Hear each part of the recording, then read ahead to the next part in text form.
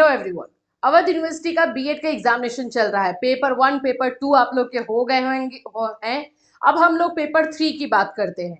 Paper 3 में जो important questions है वो मैं आज आपको बिल्कुल देने वाली हूँ। लेकिन जैसा आप लोग का फीडबैक आ रहा है सुनकर बहुत अच्छा लग रहा है कि जो गेस्ट क्वेश्चन दिया जा रहा है मोस्ट ऑफ क्वेश्चन मैच कर जा रहे हैं और आप लोगों का एग्जामिनेशन हमारे गेस्ट क्वेश्चन की वजह से अच्छा हो रहा है। ये सुनकर बहुत अच्छा लग रहा है। Thank you so much and we hope कि आप लोग के एग्जामिनेशन और अच्छे ही जाए। तो चलिए पेपर 3 में आपको करना क्या है, कंटेम्प्रेरी इंडियन एजुकेशन में कौन कौन से टॉपिक करके जाने हैं बिल्कुल मैं बताऊंगी और श्योरिटी मैं बिल्कुल दूंगी कि इसमें से क्वेश्चन रहेगा ही रहेगा, इसीलिए इसको पूरा कंप्लीट करके जाना। एंड दूसरी जो चीज है कि ये पीडीएफ आपको फ्री मिल जाएगा हमारे टेलीग्राम पर, तो टेलीग्राम ज्वाइन कर लेना जहां से ये पीडीएफ आपको मिले और ये आपके लिए बेनिफिट हो। हमारा मकसद बस यही है कि ज्यादा से ज्यादा स्टूडेंट के एग्जामिनेशन अच्छे जाए। चलिए स्टार्ट करें। उससे पहले फ्रेंड्स, चैनल पर पहली बार विजिट कर रहे हो तो चैनल को सब्सक्राइब कर लेना, बेल आइकन को हिट कर देना। यहाँ पर आपको अवध यूनिवर्सिटी से रिलेटेड हर इन्फॉर्मेशन, क्लासेस, सभी चीजें प्रोवाइड की जाती है। चलो भाई ये है पेपर 3, लास्ट पेपर है अवध यूनिवर्सिटी सेकेंड ईयर के बच्चों का। हम उम्मीद करते हैं कि ये इस पेपर के बाद आपके एग्जामिनेशन सब ओवरऑल सबके अच्छे जाए और किसके कितने परसेंटेज आ रहे हैं ये भी हमें बताना, क्योंकि मोस्ट ऑफ स्टूडेंट के परसेंटेज हमारे जो है 80 टू 90 के बीच में रहते हैं, 80 से 90% के बीच में रहते हैं। तो वी होप कि आप लोगों के भी परसेंटेज उसी तरह से रहे, तो हमें कॉमेंट करके जरूर बताना। चलो अभी हम स्टार्ट कर लेते हैं। देखो सबसे पहले तो इस कंटेम्प्रेरी जो है ना आप लोग का बहुत वास्ट है, बहुत फैला हुआ सिलेबस है, बहुत ज्यादा उसमें पढ़ना है आपको।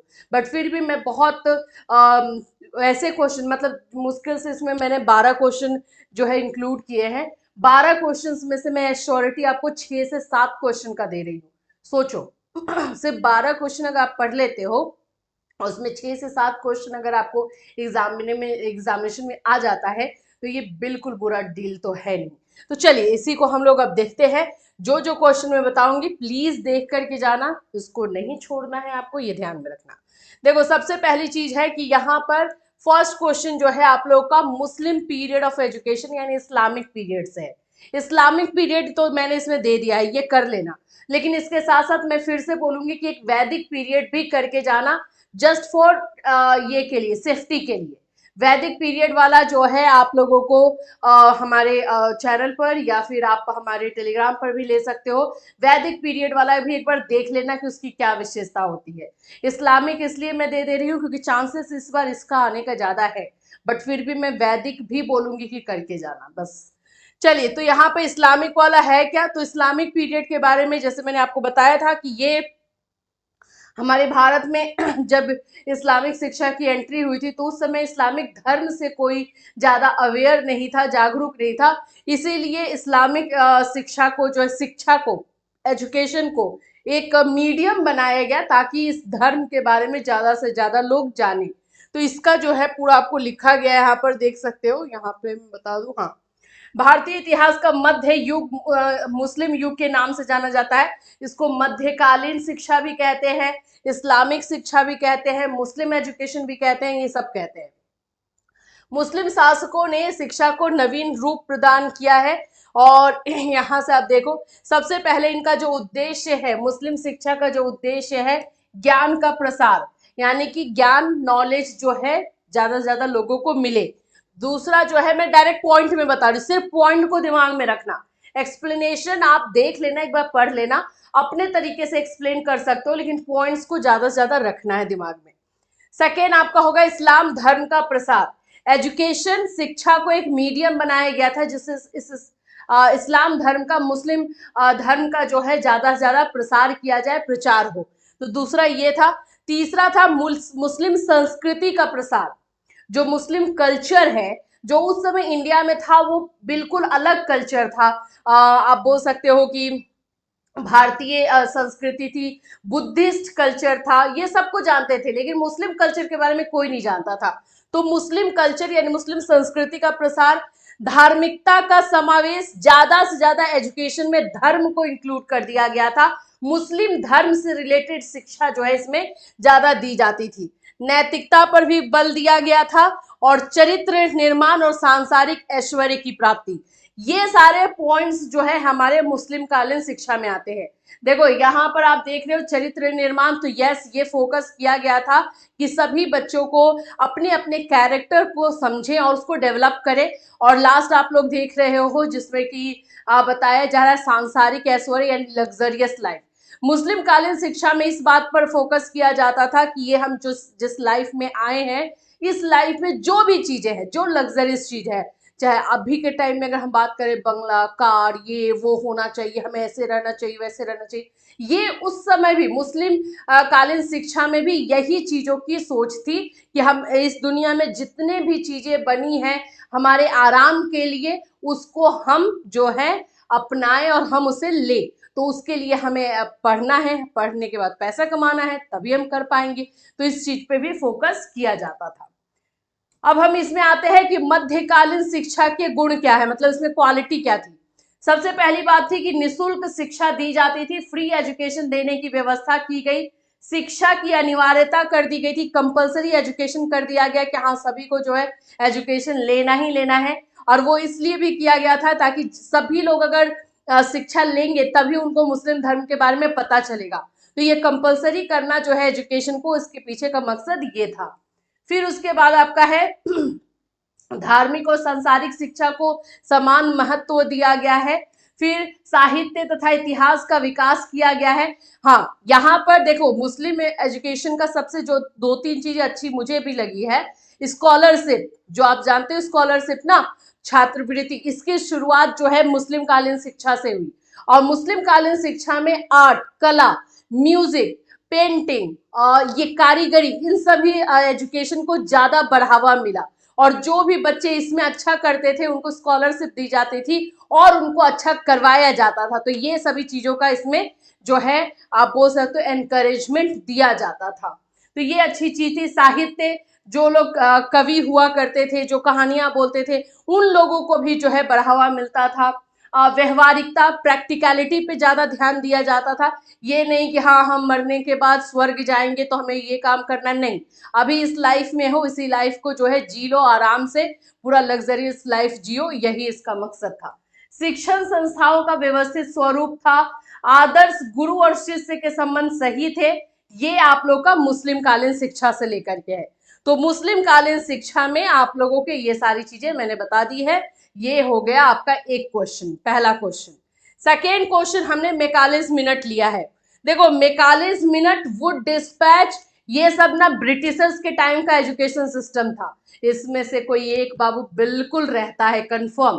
तो चलो हमने दोनों को इंक्लूड कर लिया है क्योंकि हम रिस्क नहीं लेना चाहते हैं। मैकालेज मिनट क्या है इसको एक स्टोरी की तरह बताती हूँ ताकि दिमाग में बैठ जाए।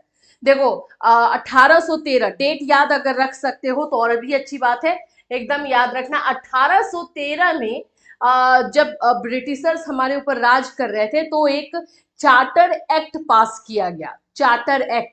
और उसमें जो है शिक्षा को लेकर के कुछ नियम लाए गए और उसमें इंग्लिश एजुकेशन, जो ब्रिटिशर्स का एजुकेशन था, वो लागू करने की कोशिश की गई। तो बस इंडिया में बवाल मच गया, पूरी तरीके से जो है विरोध हुआ इस चीज का कि भारत में अगर शिक्षा दी जानी है तो भारतीय भाषा में होनी चाहिए। और उसमें एक और टर्म था 1 लाख रुपए का, कि 1 लाख रुपए खर्च किए जाएंगे साहित्य के ऊपर। अब यहाँ पर हो गया कि साहित्य के में अगर भारत में खर्च हो रहा है तो भारतीय साहित्य के ऊपर खर्च होगा, राइट। तो ये सारी चीजों के बीच में पंगा हुआ और उस समय प्राच्य और पाश्चात्य यानी कि इंडियन और वेस्टर्न के बीच में एक बहुत गहरी लड़ाई जो है छिड़ गई और इसकी वजह से जो है सरकार को भी परेशानी हो रही थी।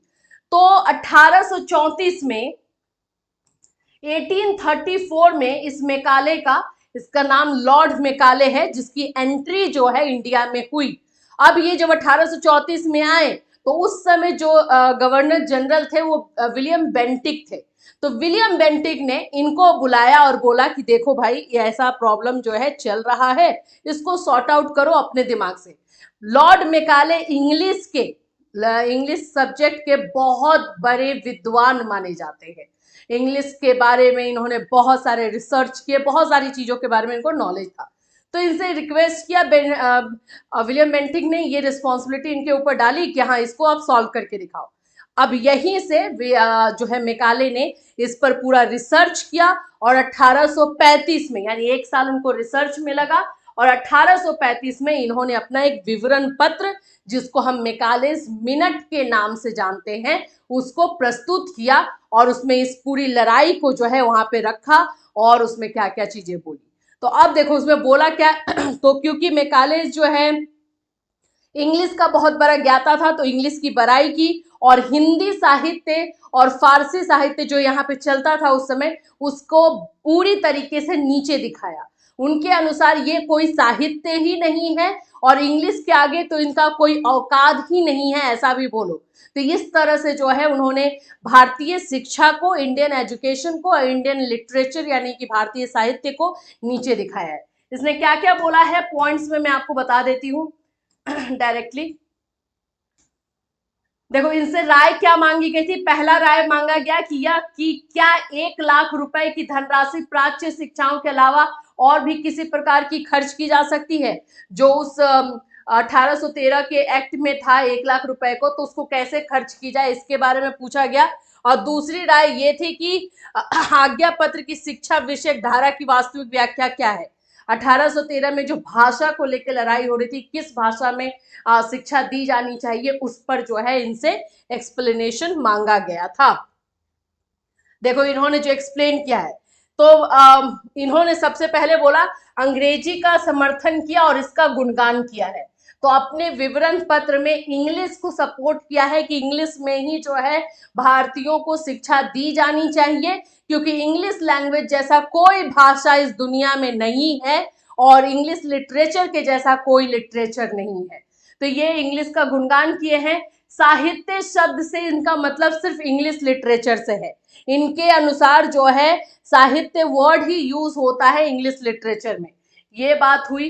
भारतीय विद्वानों की का भी काफी इंसल्ट इन्होंने किया है और इन्होंने कहा है कि भारतीय विद्वान उन्हें हम कहेंगे जो कि इंग्लिश लिटरेचर के बारे में जानते हैं। जो इंग्लिश लिटरेचर के बारे में नहीं जानते हैं वो विद्वान नहीं कहलाएंगे। ठीक। और फिर शिक्षा का माध्यम, जो इंग्लिश का मीडियम पूछा गया था, वो इन्होंने इंग्लिश ही बताया कि इंग्लिश के थ्रू ही जो है एजुकेशन दिया जाना चाहिए। अंग्रेजी भाषा की प्रशंसा की, अंग्रेजी भाषा और साहित्य के बारे में अपनी बातों को बताया। तो इस तरह से जो है इन्होंने पूरा कंक्लूजन पर आए तो इन्होंने यही कहा कि भारतीयों को शिक्षा जो है इंग्लिश लैंग्वेज में होनी चाहिए और जो ब्रिटिशर्स का एजुकेशन है वही दिया जाना चाहिए, क्योंकि यहाँ पे राज जो है ब्रिटिशर्स का है, इसीलिए वही एजुकेशन मिलना चाहिए जो उन लोगों को भी दिया जाता है। तो इस तरह से कंक्लूजन मिला। इसी को ही हम मेकालेस मिनट का विवरण पत्र कहते हैं। ये अलग अलग घुमा करके आएगा, जैसे भी आएगा आपको ये पूरा लिख देना है। चलिए नेक्स्ट में आ जाते हैं विश्वविद्यालय शिक्षा आयोग। इसको यूनिवर्सिटी एजुकेशन कमीशन के भी नाम से जानते हैं। इसको जो है राधा कृष्णन कमीशन के नाम से भी जानते हैं। ये जैसे भी क्वेश्चन एग्जाम में आएगा आपको लिखना एक ही है, मतलब एक ही कमीशन का नाम दो दो है, ठीक है। तो इसलिए मैंने दोनों का नाम इंक्लूड कर दिया है। जैसे कि राधा कृष्णन आयोग भी लिख दिया, राधा कृष्णन आयोग से रहेगा तो भी यही लिखना है, विश्वविद्यालय शिक्षा आयोग से रहेगा तो यही लिखना है। इसकी शुरुआत 1948 में हुई है, ठीक है, 1948 एंड 49, यानी कि ये मान सकते हो कि आफ्टर आज़ादी, यानी हम आज़ादी के बाद जो है सबसे पहला कमीशन यही था। चलो इसमें 15 अगस्त 1947 को आज़ाद हुआ, उसके बाद से ये बनाया गया। हाँ, इसमें क्या क्या सिफारिशें दी गई हैं, तो इसमें देखो जो यूनिवर्सिटी कमीशन बना, विश्वविद्यालय शिक्षा आयोग बना, इसमें यह बोला गया कि यूनिवर्सिटी लेवल पर एजुकेशन में हमारे क्या प्रॉब्लम है उसे फाइंड आउट कीजिए और उसका सॉल्यूशन यानी उसको सुझाव दीजिए कि हम उसे कैसे ठीक कर सकते हैं। ये चीजें जो है इसमें बोली गई थी। तो इसमें देखोगे तो विश्वविद्यालय शिक्षा में इन्होंने ये कहा कि हमारे विश्वविद्यालय को ऐसे व्यक्तियों का निर्माण करना चाहिए जो राजनीति, प्रशासन और व्यवसाय, उद्योग आदि क्षेत्रों में नेतृत्व करें। तो यहाँ पे कहना था कि हमें ऐसे लोगों को प्रोड्यूस करना है या ऐसे बच्चों को प्रोड्यूस करना है जो पॉलिटिकली करेक्ट हो, जो बिजनेस भी कर सके, जो एडमिनिस्ट्रेशन में आगे हो, जिनमें लीडरशिप क्वालिटी हो। तो ये बात पहला इन्होंने फाइंड आउट किया। इस शिक्षा द्वारा क्षेत्रों में उन गुणों का उत्पन्न करना चाहिए जिनसे कि वे भविष्य में उत्तम नागरिक बन सके। मन और शरीर का घनिष्ठ संबंध है, इसलिए विश्वविद्यालय को विद्यार्थियों के मानसिक और शारीरिक दोनों विकास पर पूरी तरीके से फोकस करना चाहिए। ऐसे करके जो है ये सजेशन दिए गए हैं, ठीक है। और टीचर्स के लिए भी सजेशन दिया गया है कि जो टीचर्स हैं यूनिवर्सिटी में पढ़ाते हैं उनको कैसे पढ़ाना है, उनको सिर्फ बुकीज नॉलेज यूज नहीं करना है, बच्चों के जो है सजेशन भी देना है कि बच्चा आगे क्या कर सकता है क्या नहीं कर सकता है, तो उनके बारे में भी बात कही गई है। तो यूनिवर्सिटी कमीशन है, ठीक है, इसको आप लोग देख लोगे। नेक्स्ट में आते हैं।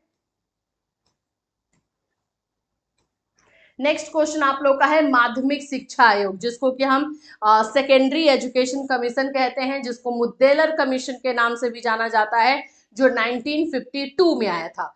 और ये आयोग जो है सेकेंडरी लेवल यानी क्लास 9 से 12 तक के लिए बनाया गया था, ताकि वहां का एजुकेशन सिस्टम क्या है, कैसा होना चाहिए, प्रॉब्लम क्या आ रही है, उसके बारे में पता किया जा सके और प्रॉब्लम को दूर किया जाए।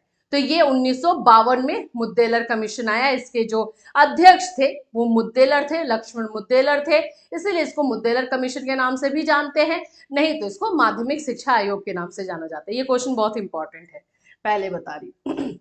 तो इसका निर्माण कब हुआ है? इसका निर्माण हुआ है 23 सितंबर 1952 को मद्रास विश्वविद्यालय के तत्कालीन कुलपति डॉक्टर लक्ष्मण स्वामी मुद्देलर की अध्यक्षता में माध्यमिक शिक्षा आयोग का जो है शुरुआत हुई, ठीक है। तो वो कहाँ के जो है कुलपति थे उस समय? मद्रास यूनिवर्सिटी के। चलिए, तो इसमें इन्होंने क्या क्या बातें कही हैं? तो इसमें वही था कि भारत के सभी राज्यों में माध्यमिक स्तर पर छात्र अनुशासन की समीक्षा करना। देखो 9-12 में बच्चे ना टीनेजर्स होते हैं, एडोलेसेंस वाले होते हैं, तो उस समय उनमें डिसिप्लिन बना करके रखना ये जरूरी था। और उस टाइम में जो है बच्चों में डिसिप्लिन हुआ नहीं करता था। तो पहला जो यहाँ पे प्रॉब्लम आया अनुशासन को लेकर के आया कि उनमें अनुशासन होना चाहिए, इसीलिए उनको नैतिक शिक्षा दी जानी चाहिए, मोरल एजुकेशन दिया जाना चाहिए, और डिसिप्लिन में अपने आप को कैसे रखते हैं ये एजुकेशन दिया जाना चाहिए। भारत के सभी राज्यों की माध्यमिक शिक्षा के प्रशासन एवं संगठन का अध्ययन करना और उसमें सुधार करना। फिर है भारत के सभी राज्यों में माध्यमिक शिक्षकों के, अब जो टीचर्स हैं जो कि इस 9 to 12 में पढ़ा रहे हैं उनके वेतन को भी देखना, तभी तो एफर्ट करेंगे। अगर उनको सही पैसा नहीं मिलेगा तो जाहिर सी बात है कि गलत रास्ते पे भी चले जाएंगे। तो इन सभी चीजों को भी बोला गया। भारत में माध्यमिक शिक्षा की समस्याओं का अध्ययन करना, उनका सुझाव देना, पाठ्यक्रम से रिलेटेड सुझाव देना, मूल्यांकन से रिलेटेड सुझाव देना, ये सारी चीजें उनसे मांगी गई। अब उसके बाद इन्होंने उस पर सुझाव दिया क्या क्या चीजें होनी चाहिए, कैसे होनी चाहिए।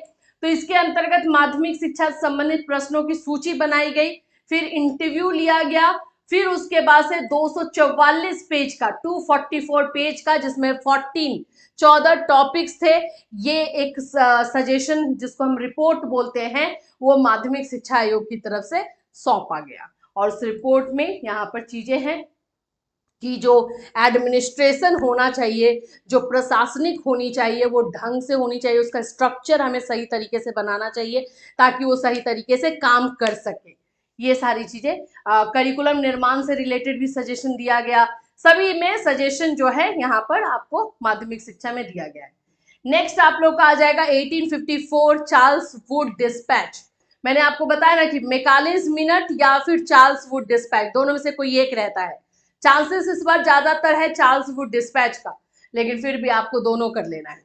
तो चार्ल्स वुड डिस्पैच 1833 में आया था, सॉरी 1854 में आया था। 1835 में मैकालेज का मिनट आया जो कि रिपोर्ट दिया, उसको विलियम बेंटिक ने इमीडिएट लागू कर दिया, जिसकी वजह से जो पूरे लोग थे देश के वो और भड़क गए कि भाई ये तो हमारे अगेंस्ट में जा रहा है, हमें ही बुरा बोल रहा है, हमारे ही एजुकेशन को बुरा बोल रहा है, तो और लोग भड़क गए।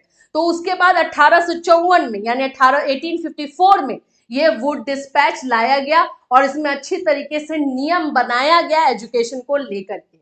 लेकिन वही बात है, मैकालेज ने ऐसे सीधा कान पकड़ लिया था तो हमें बुरा लग रहा था, लेकिन वुड ने वही सारी बातें बोली, लेकिन प्यारे प्यारे से वर्ड्स में लपेट लपेट कर बोला और सभी लोगों को बुरा नहीं लगा। तो वुड ने भी वही बात की है, कान पकड़ा है लेकिन थोड़ा घुमा करके, मतलब कि ये इंडियंस के फेवर में भी उतना नहीं था, बट फिर भी सब लोग इसको जो है सपोर्ट कर दिए। सबसे पहले तो वुड डिस्पैच में जो पहला पॉइंट उठाया गया कि शिक्षा का उत्तरदायित्व तो किसका होना चाहिए, एजुकेशन की रिस्पॉन्सिबिलिटी किसकी होनी चाहिए, तो वुड ने बोला कि ये यहाँ की सरकार की होनी चाहिए, क्योंकि उनका राज चल रहा है तो उन्हीं को खर्चा करना चाहिए। इसमें हम इंडियन खुश हो गए कि अरे वाह, ये तो हमारे बारे में सोच रहे हैं, लेकिन एक्चुअली में वो पूरा पावर जो है वो वहां के भारतीय कंपनी के हाथ में दे दिए, जिससे कि वही जो चाहे वो डिसीजन ले सकते हैं। तो ये चीज जो है वुड ने किया। पहला तो उत्तरदायित्व के बारे में बात की, फिर एजुकेशन कैसा होना चाहिए, तो इसमें इसने बोला कि एजुकेशन जो है भारतीय भाषा में भी होनी चाहिए और इंग्लिश में भी होना चाहिए। तो कहीं कहीं पे भारतीय भाषा लगाया और कहीं मोस्ट ऑफ जगह पे इंग्लिश लगाया। तो इस तरह से इनको पढ़ लेना, ठीक है। अब मैं आपको सिर्फ क्वेश्चन बता रही हूँ भाई।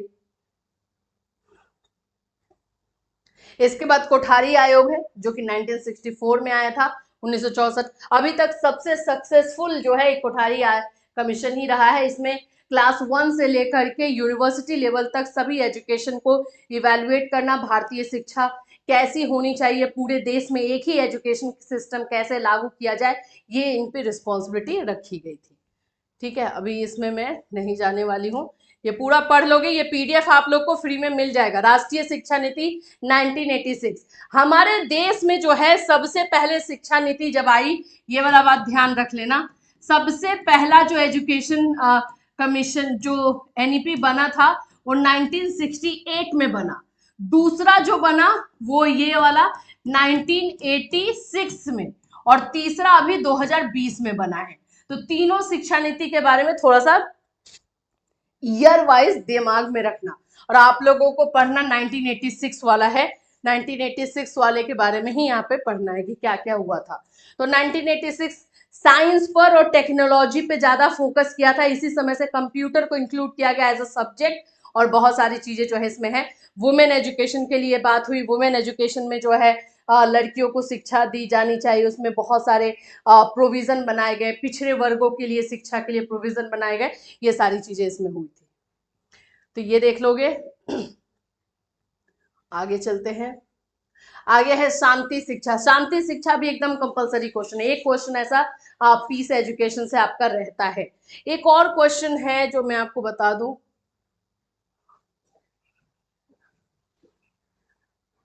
हाँ, शांति शिक्षा का पाठ्यक्रम क्या होना चाहिए, पूरा डिटेल में मैंने दे दिया, कहीं से कुछ भी पूछेगा लिखा। हाँ, सर्व शिक्षा अभियान, SSA के नाम से जाना जाता है। ये क्या होता है, ये कर लेना है, ठीक है। NCERT, UGC, NCT, ये सभी को देख लेना, सब इसमें दे दिया गया है। कोई भी ऐसा क्वेश्चन इसमें छोड़ा नहीं गया है जो आपके एग्जाम में आएगा और मैंने छोड़ दिया हो, ऐसा नहीं। NCERT के क्या कार्य होते हैं, ठीक है। फिर उसके बाद से आपका है शिक्षा परिषद के मुख्य कार्य। तो ये सारे क्वेश्चंस कर लेना है और करके जाना है। आई होप कि ये भी एग्जाम आप लोग का अच्छा जाएगा, सारे क्वेश्चंस आप अच्छे से कर लोगे। एंड एक और क्वेश्चन मैं बता दूं, मेरे दिमाग में घूम रहा है लेकिन मैंने इसको इसमें इंक्लूड नहीं किया है, बट आप लोग कर लेना। शिक्षा का सार्वभौमिकरण, सुनो इसका पता नहीं मेरे दिमाग में अभी आ गया। यूनिवर्सलाइजेशन, यूनिवर्सलाइजेशन, ठीक है, यूनिवर्सलाइजेशन जिसको हम बोलते हैं शिक्षा का सार्वभौमिकरण। प्लीज ये वाला क्वेश्चन भी थोड़ा सा देख लेना।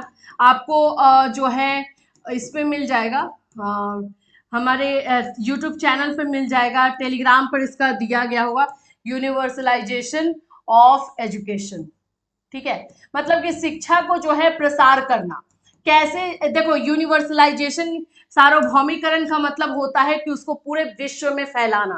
तो एजुकेशन को कैसे पूरे विश्व में फैलाया जा सकता है, ऐसा क्वेश्चन रहता है ये। बस इतना ही है, इतना कर लोगे, बहुत ज्यादा है। इसमें से आपके क्वेश्चन 100% आने ही आने हैं, और आई होप कि आपके लिए भी एग्जामिनेशन अच्छे जाएंगे। All the best for your next exam.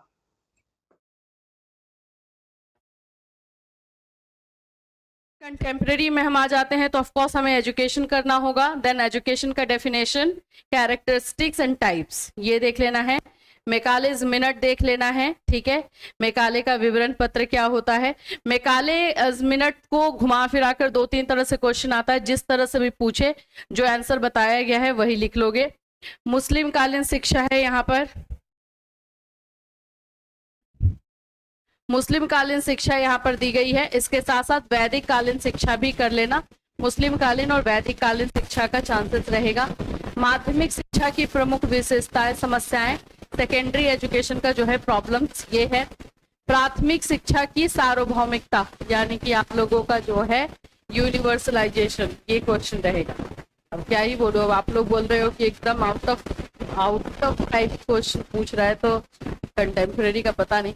राष्ट्रीय शिक्षा नीति 1986, ये जो एनईपी है आपका, और 1992 दोनों, और आपका सार्जेंट रिपोर्ट, और भी कुछ क्वेश्चन है जो मैं आप लोग को अभी दिखा देती हूँ, जो हम लोग एज अ मैराथन जो है लेकर आए थे, जो जिसमें आप क्वेश्चन देख लोगे। Awadh university BEd second year contemporary Indian education, और आप लोग का सिद्धार्थ यूनिवर्सिटी का कंटेम्प्रेरी का जो है मैच करता है।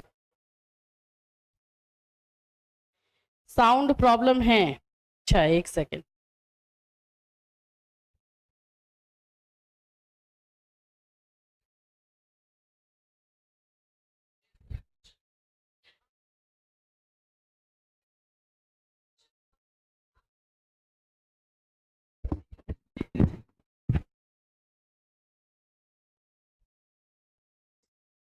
चलो देखो, तो सबसे पहले वैदिक पीरियड देख लोगे। वैदिक शिक्षा को लेकर के ये क्वेश्चन पूछ सकता है, वैदिक एजुकेशन जिसको हम बोलते हैं, या वैदिक पीरियड को लेकर क्वेश्चन कर सकता है।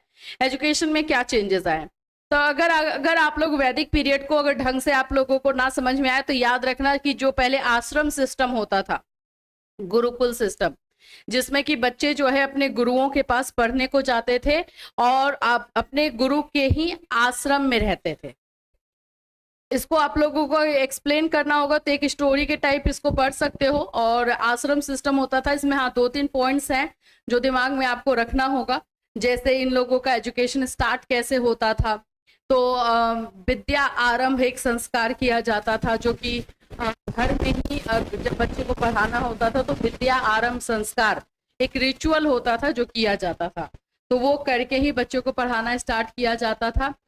इसके उद्देश्य क्या था, तो पहले बच्चों का ओवरऑल पर्सनालिटी डेवलप करना। सबसे देखो किसी भी तरह के एजुकेशन का यही है, सिर्फ एक मुस्लिम कालीन को छोड़कर, तो यहाँ पर यही था कि बच्चे की पूरी पर्सनालिटी डेवलप हो, including physical, mental, social, language, हर तरह का डेवलपमेंट हो। तो उनकी पर्सनालिटी को डेवलप करने के लिए जो है वैसे करिकुलम बनाए जाते थे, उस तरह से बच्चों को पढ़ाया जाता था।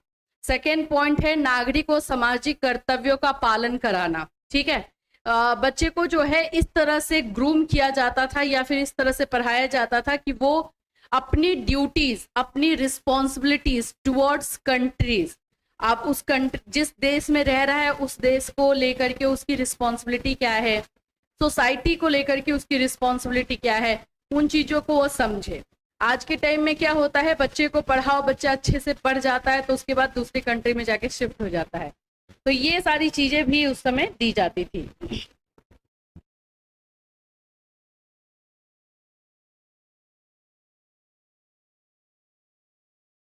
79%, वेरी गुड सुलेम, कांग्रेट्स, बहुत अच्छी बात है। ठीक है, थर्ड आपका आ जाता है चरित्र का निर्माण कराना, यानी कि कैरेक्टर डेवलपमेंट। हर एक स्टूडेंट का कैरेक्टर डेवलप होना चाहिए। कैरेक्टर डेवलपमेंट से क्या मतलब है, कैरेक्टर डेवलपमेंट का मतलब है कि सही को सही, गलत को गलत कहने का जो एक गट्स होता है, करेज होता है, वो बच्चे में हो। ये नहीं कि अरे जहां मेरा फायदा है वहां पर बस बोलना है, जहां मेरा फायदा नहीं वहां नहीं बोलना है, वैसा नहीं। तो ये आप लोगों को ना ये पूरा एक्सप्लेनेशन नहीं करना है, सिर्फ पॉइंट्स कर लेने हैं। ये पहला पॉइंट पर्सनालिटी डेवलपमेंट, दूसरा रिस्पॉन्सिबल सिटीजन अगर बोलो तो, कैरेक्टर डेवलपमेंट, ईश्वर भक्ति और धार्मिक। अच्छा, अगर हम वैदिक एजुकेशन से मिलाएं, मैच करें ना, तो अभी के टाइम में एक चेंजेस मिलता है कि उस समय धर्म की शिक्षा भी दी जाती थी, है ना, रिलीजन का भी एजुकेशन दिया जाता था, जो कि अब नहीं दिया जाता है। तो धार्मिक शिक्षा जो है वो दिया जाना, धर्म को के प्रति जो है उनके फीलिंग्स को डेवलप करना, सामाजिकता का विकास, सोशल डेवलपमेंट। तो ये वैदिक शिक्षा के उद्देश्य थे, ऑब्जेक्टिव्स ऑफ वैदिक एजुकेशन, कि बच्चों में ये सारी चीजें जो है डेवलप होनी चाहिए और उसके अकॉर्डिंग ही बच्चों को पढ़ाया जाता था।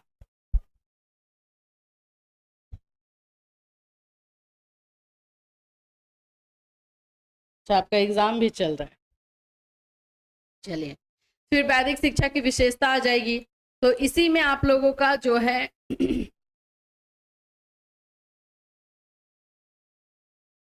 कुछ चीजें हैं, पॉइंट्स देखो इधर 14-15 पॉइंट्स दिया गया है।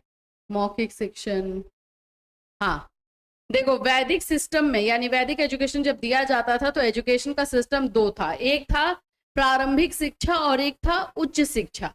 प्रारंभिक शिक्षा में जो है बच्चे 5 वर्ष का जब हो जाता था तब ये एजुकेशन स्टार्ट किया जाता था और उसी समय पहले बच्चे का विद्या आरंभ, एक संस्कार जो विद्या आरंभ रिचुअल्स होता है वो किया जाता था। यही मैं आपको बोल रही थी कि याद रखना, ठीक है। मतलब ऐसे ही नहीं कि बच्चों को पढ़ने को बैठा दिया गया, नहीं। जो प्रारंभिक शिक्षा या जिसको हम अभी प्राइमरी एजुकेशन बोलते हैं उसमें सबसे पहले विद्या आरंभ संस्कार करवाया जाता था जब बच्चा 5 साल का हो जाता था। अब विद्या आरंभ संस्कार सर्वप्रथम बच्चे को नहलाया जाता, फिर उसे नए वस्त्र पहनाए जाते थे, कुल पुरोहित और बच्चे के बीच में चावल बिखेरे जाते थे, फिर बच्चे से उन चावलों में अक्षर बनवा के संस्कार की शुरुआत की जाती थी। तो इसी तरह से मुस्लिम कालीन शिक्षा में भी होता है और इसी तरह से जो है बुद्धिस्ट एजुकेशन में भी होता है। तो पहले का ऐसा रूल था, अभी भी बहुत सारी जगहों पर जब बच्चों का पढ़ाई स्टार्ट करना होता है तो इस तरह के रिचुअल जो है घर में किए जाते हैं। आप उतने बोलो कि उस तरह से नहीं किया जाता है पंडितों को बुलाकर, पुरोहितों को बुलाकर के, लेकिन हाँ करने वाले लोग अभी भी करते हैं। तो इसको हम विद्या आरंभ संस्कार कहते हैं। तो ये हमारा प्रारंभिक शिक्षा में होता है। इसके बाद आता है उच्च शिक्षा। तो उच्च शिक्षा यानी हायर एजुकेशन जब होता था, जब बच्चा अब दूसरे मतलब कि उसको समझ लो कि हॉस्टल जाना है पढ़ने को, 8 साल 9 साल का हो जाता था तो बच्चे को हॉस्टल जाना होता था और उस समय जो है उपनयन संस्कार होता था। मतलब गुरुओं के पास पढ़ने जा रहा है, उनके आश्रम में रहने को जा रहा है, वहां पे पढ़ाई करेगा, तो उसको उपनयन संस्कार कहा जाता था, जो कि उसके पहले किया जाता था। जिसके बाद बालक का उच्च शिक्षा में प्रवेश होता था। बालक की उच्च शिक्षा गुरुकुल में होती थी तथा उच्च शिक्षा संपन्न होने तक बालक गुरुकुल में ही रहता था। तो भाई ऐसा नहीं है आज के टाइम का कि चलो कोई फेस्टिवल हुआ तो बच्चा अपने घर चला गया, मम्मी पापा मिलने आ गए। पहले का ऐसा नहीं था। एक बार अगर बच्चा आश्रम में गया गुरु के पास तो पूरी तरीके से पढ़ाई खत्म करके ही वहां से वापस आता था और इसीलिए उपनयन संस्कार जो है करवाया जाता था। ठीक है, तो ये याद रखना है। उपनयन का मतलब क्या होता है? उपनयन का मतलब होता है गुरु के समीप, यानी कि अपने टीचर के करीब जाना। ठीक है, समीप ले जाना। तो उप का अर्थ हो गया पास, तो नयन का अर्थ हो गया ले जाना, तो पास ले जाना, तो गुरु के समीप जो है ले जाना, ये उपनयन संस्कार का मतलब है। तो ये आप लोग को वैदिक एजुकेशन का समझ में आया। 2 तरह के एजुकेशन सिस्टम था, प्रारंभिक यानी प्राइमरी और हायर। प्राइमरी में जो है विद्या आरंभ संस्कार होता था, हायर में जो है उपनयन संस्कार होता था। दोनों का मीनिंग समझ में आ गया, वैदिक एजुकेशन का ऑब्जेक्टिव समझ में आ गया। इतना अगर समझ लेते हो तो लिख लोगे इसको।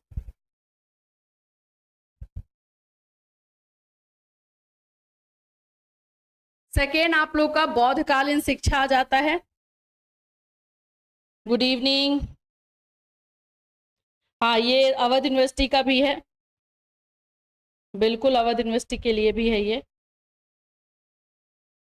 देखिए अवध यूनिवर्सिटी में भी ये सारे क्वेश्चंस आप लोगों को करने ही है और आता ही आता है। मतलब अब क्या ही मैं बोलूं, मतलब 3 में से 1 क्वेश्चन रहता है, तो वैसा तो सिस्टम है।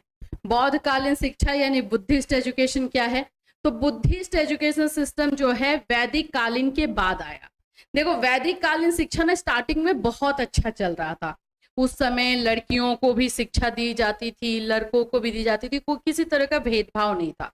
लेकिन जैसे जैसे वैदिक एजुकेशन आगे बढ़ा, जिसको हम बोलते हैं लेटर वैदिक पीरियड, मतलब जब थोड़ा सा वैदिक पीरियड बीच में अपने बीच वाले टाइम में आ गया, तो वहां से जो है इसका मामला थोड़ा सा खराब होने लगा।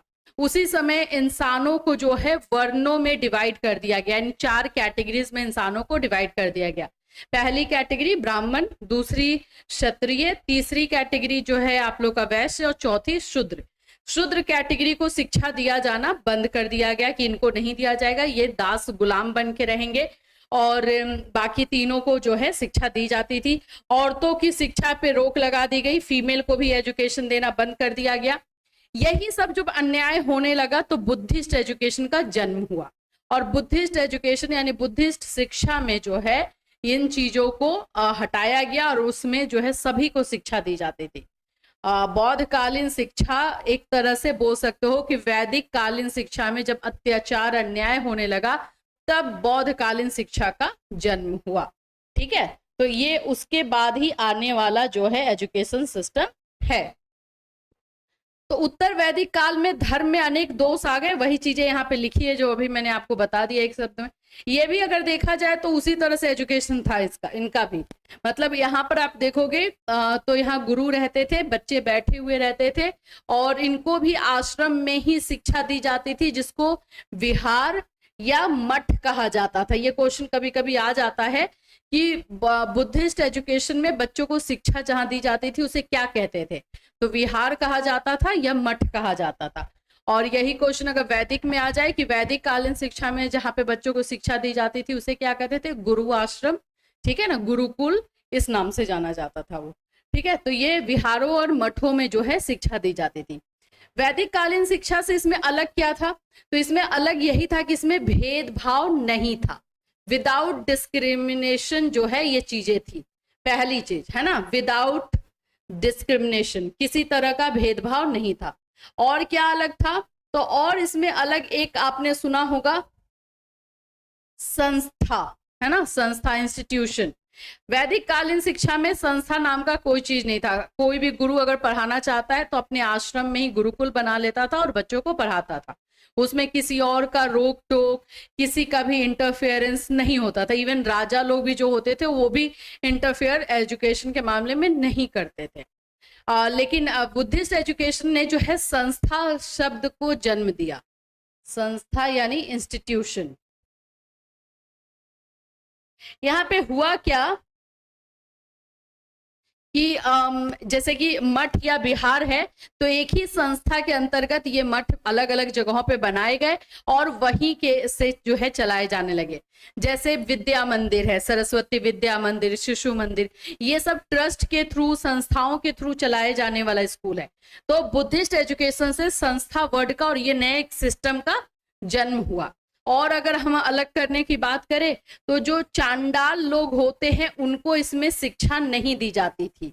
इसमें शिक्षा नहीं। अब चांडाल कौन होते हैं, तो जो डिस्क्रिमिनेशन बोल रही हूँ, क्रिमिनेशन मतलब जब कोई मर जाता है तो उनका जो अंतिम संस्कार होता है, वहां पे जो लोग अंतिम संस्कार करते हैं उन लोग को चांडाल बोला जाता है। तो उनको बुद्धिस्ट एजुकेशन में शिक्षा नहीं दी जाती थी। और दूसरा, अगर किसी पे किसी तरह का इल्जाम है, किसी ने चोरी की है, किसी ने गलत काम किया है, तो उनको भी एजुकेशन नहीं दिया जाता था।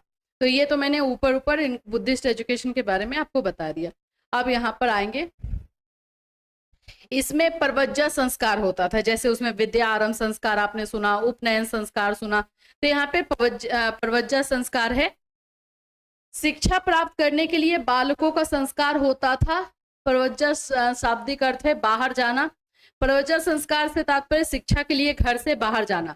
मठ का सबसे बड़ा भिक्षु ही सामान्यतः इस संस्कार को संपन्न कराता था। तो परवज्जा संस्कार जो है, जस्ट लाइक आप ये बोल सकते हो कि बच्चा जब है मठों में या विहारों में पढ़ने को जाता था तो ये जो है एजुकेशन, ये संस्कार जो है परवज्जा संस्कार किया जाता था। इसमें भी दो है, एक प्रारंभिक शिक्षा है, एक उच्च शिक्षा है, यानी प्राइमरी एंड हायर।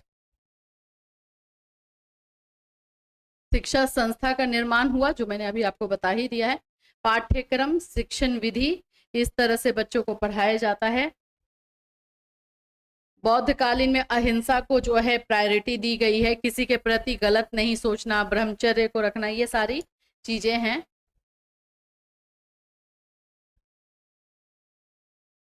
अब यहाँ से आ जाएगा मध्यकालीन शिक्षा या मुगल कालीन शिक्षा या मुस्लिम कालीन शिक्षा या इस्लामिक शिक्षा। इसके बहुत सारे नाम हैं, मुगल कालीन, मध्यकालीन, आपको जो है मुस्लिम कालीन, इस्लामिक, ऐसे बहुत सारे नाम इसके मिल जाते हैं। तो ये मुस्लिम जब जब मुगल हमारी कंट्री में आए थे तो वहां से इस शिक्षा का जो है जन्म हुआ है। तो इसके बारे में बता दूं,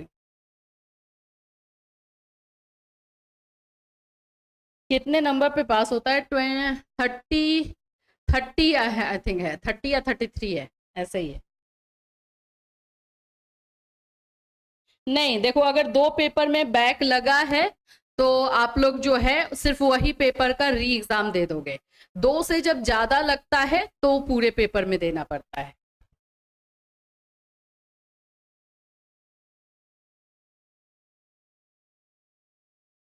ठीक है, चलिए, तो ये आपका मुगल कालीन का है। इसके बारे में ये इस तरह से शिक्षा होती थी। इसमें भी वही है, इसमें जो कुछ हाईलाइटेड नाम है वो बता देती हूँ। मकतब और मदरसा। मकतब में जो है प्रारंभिक शिक्षा यानी कि प्राइमरी एजुकेशन दिया जाता था, प्राइमरी एजुकेशन मकतब में दिया जाता था, और मदरसा में हायर एजुकेशन दिया जाता था। ठीक है, उच्च शिक्षा दी जाती थी। ये अभी आप जो देख रहे हो ये वाला पिक्चर, ये मकतब का है। ये एक मौलवी हैं जो कि बच्चों को पढ़ा रहे हैं। मकतब में जो मौलवी इसमें मस्जिदों में रहते थे वही पढ़ाया करते थे। मदरसा में जो है हर एक सब्जेक्ट के अलग अलग टीचर होते थे। मुगल कालीन या मध्यकालीन शिक्षा, सबसे पहले इसका उद्देश्य अगर देखोगे तो पहला ऑब्जेक्टिव यही है, इस्लाम धर्म का प्रसार, कि एजुकेशन के माध्यम से ही इस्लामिक धर्म, इस्लामिक रिलीजन को जो है आगे बढ़ाने का काम किया गया। इस्लामिक संस्कृति का प्रसार, ठीक है, मुसलमानों में ज्ञान का प्रसार, मुस्लिम शासन को सुदृढ़ करना, सांसारिक ऐश्वर्य की प्राप्ति, ये सारी चीजें हैं। ठीक है, बिस्मिल्लाह रस्म इसमें होता था। जब बच्चा जो है 4 साल, यहाँ पे देखो एक याद रखना, 4 साल 4 माह और 4 दिन यानी 4 years 4 months एंड 4 days का होता था, तो ये बिस्मिल्लाह रस्म किया जाता था उस बच्चे की। अब मतलब सोचो कि घर में ही पढ़ाई स्टार्ट करनी है तो ये रस्म होता था। तो इसमें एक मौलवी घर पे आते थे या बच्चे को ही मौलवी के पास ले जाया जाता था और वहां पर मौलवी के सामने ले जाया जाता था। बालक संबंधियों के सामने कुरान की कुछ आयतों को पाठ करता था, या अगर नहीं कर पाता था तो उससे बिस्मिल्लाह वर्ड जो शब्द है उसको बोलने को बोला जाता था। जब बच्चा बिस्मिल्लाह बोल लेता था तो वहां से उसकी पढ़ाई जो है वो स्टार्ट हो जाती थी। तो बिस्मिल्लाह रस्म क्या है? ये शिक्षा संस्थाएं जो मैंने आपको बता दिया, मकतब और मदरसा है। टीचिंग मेथड में सभी तरह का था, लेक्चर मेथड था, डेमोन्स्ट्रेशन मेथड था आप लोगों का, ये सारे जितने मेथड होते हैं, भाषण विधि, लेक्चर मेथड तो हुई है, तो यही सारी चीजें थी। स्टूडेंट एंड टीचर का रिलेशनशिप अगर बात करें तो ठीक था, अच्छा ही था। परीक्षा प्रणाली वैसी कुछ खास नहीं थी। दंड तथा पुरस्कार, स्त्री शिक्षा नहीं था। मुस्लिम एजुकेशन में ये समझ के रखना, स्त्री शिक्षा नहीं है। एक्चुअली में वैदिक एजुकेशन के सेकेंड पार्ट से ही औरतों का एजुकेशन खत्म हो गया और व्यवसायिक शिक्षा थी। ठीक है, तो ये मैंने आज आपको 3 क्वेश्चन जो है बताए हैं, इसमें से आपका रहने वाला जो गेस क्वेश्चन है वो आपको करना है।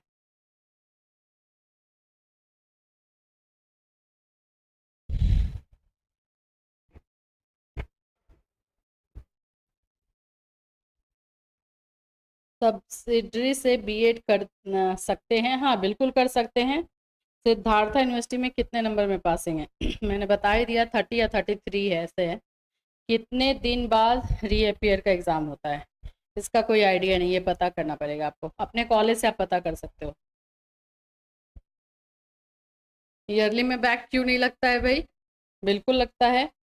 क्वेश्चन गेस क्वेश्चन जो दिया गया है उसको आप लोग अपने से कर लीजिए। कुछ और भी क्वेश्चन इसमें ऐड होगा वैसे, क्योंकि अभी जैसा आप लोगों ने क्वेश्चन पेपर बताया, मेरा मन कर रहा है मैं कुछ और क्वेश्चन ऐड कर दूं। एक तो आप लोग को थोड़ा क्वेश्चन ज्यादा दे दो तो आप लोग भी ये होने लगते हो कि इतना क्वेश्चन हो गया, ये हो गया। एक्चुअली में क्वेश्चन रहेगा, तो क्वेश्चन थोड़ा सा हो सकता है कि ज्यादा रहे, आपको करना तो पड़ेगा ही ना भाई, ये सारे क्वेश्चंस हैं। तो मुझे 3-4 क्वेश्चन इसमें ऐड करने को मन कर रहा है अभी।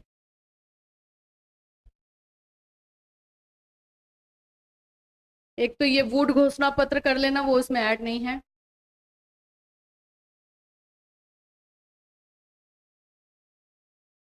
हंटर कमीशन मैं देने को तो दे दूंगी पूरा, लेकिन अब वही है, करोगे नहीं तो मेरे देने से क्या है। कर्जन वाला तो दिया ही गया है। गोखले बिल, ये भी आ सकता है। इन कर्जन, गोखले बिल, सार्जेंट, इनमें से कोई एक रहता है।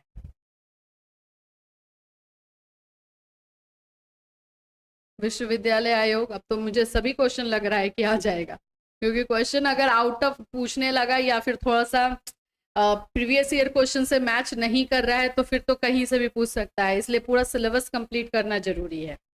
इसलिए मेरा सजेशन रहेगा कि कंटेम्प्रेरी का जो नोट्स लिए होंगे कहीं से वो पूरा कंप्लीट एक बार कर लेना, और जो जो गेस क्वेश्चन बताया गया है उसको रिवीजन कर लेना एक बार बस, लेकिन पूरा सिलेबस ट्राई करना कि कवर हो जाए।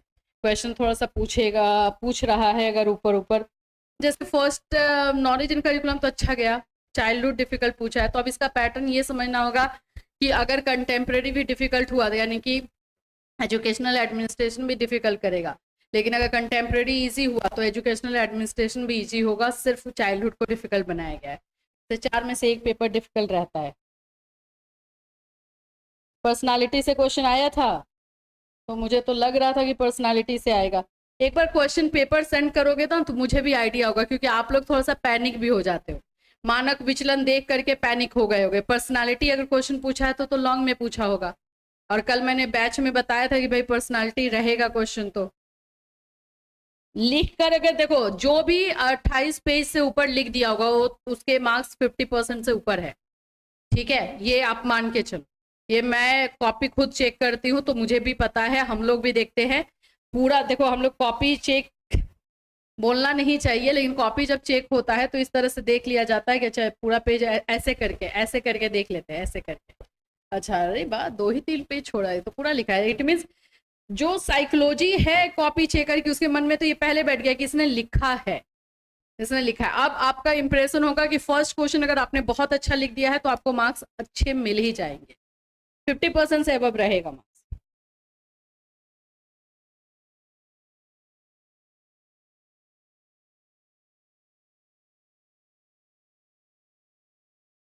पर्सनालिटी का good evening ma'am, paper 30 pages लिखा हूँ, गुड, वेरी गुड, इतना काफी है। चलिए अब ना पीछे वाले पेपर के पे फोकस मत करो, कंटेम्प्रेरी में लगो। अब जैसे आपने देख लिया कि हाँ चाइल्डहुड थोड़ा सा ऐसा ऐसा क्वेश्चन था, तो कंटेम्प्रेरी का सिलेबस कंप्लीट करने पे फोकस करो कि अच्छा ये वाला हो गया मेरा, ये हुआ ऐसे करके। तो थोड़ा सा कोशिश करो कि इसमें थोड़ा ज्यादा पढ़ के जाओ, सिर्फ गेस क्वेश्चन के बेस पे मत जाओ।